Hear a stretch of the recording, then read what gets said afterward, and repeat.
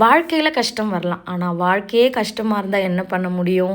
இப்போ ஒரு கஷ்டம் முடிஞ்சிருச்சு. நம்ம கொஞ்சம் நிம்மதியாக இருக்கலாம். எப்பா பரவால்ல, எப்படியோ தப்பிச்சிட்டோம் அப்படின்னு சொல்லி திரும்பி பார்க்கும்போது தான், என்னம்மா அதுக்குள்ளே சந்தோஷப்படுறியா? பின்னாடியே நான் வெயிட்டிங்கில் இருக்கேன்ல, நான் வரேன் இப்போ அப்படின்னு சொல்லிட்டு வந்துடுறாங்க. இன்னொரு கஷ்டமும், என்னடா இது கொடுமை அப்படின்ற மாதிரி தான் இருக்குது. ஆனால் நிறைய பேர் சொல்லுவாங்க, இதெல்லாம் ஒரு கஷ்டமா? இதை விட பெரிய கஷ்டம்லாம் நான் பார்த்துட்டேன் அப்படின்ற மாதிரி சொல்லுவாங்க. அது வேணால் உண்மைதாங்க. மேரேஜ் ஆனதுக்கப்புறம் தான் தெரியுது இப்படிப்பட்ட வாழ்க்கையை வாழறதுக்கு நம்ம எவ்வளோ போராட வேண்டியிருக்கு அப்படின்ட்டு. ஆனால் இதை விட பெரிய கொடுமை என்ன தெரியுமா? நம்ம வீட்டில் இருக்கிற கஷ்டத்தையோ இல்லை வீட்டில் நடக்கிற பிரச்சனையோ வெளியில் சொல்லிக்காமல் 4 பேர் முன்னாடி சிரிச்சுக்கிட்டே அவ்வளோ ஸ்ட்ரெஸ்ஸையும் மைண்டில் வச்சுக்கிட்டு எல்லா வேலையும் கேஷுவலாக செய்கிற வாழ்க்கை இருக்குது பார்த்திங்களா? அது ரொம்பவே கொடுமையான ஒரு வாழ்க்கை. இதுவும் கடந்து போகும் அப்படின்னு சொல்லிட்டு நம்ம லைஃப்பை ரன் பண்ணிக்கிட்டே இருப்போம்.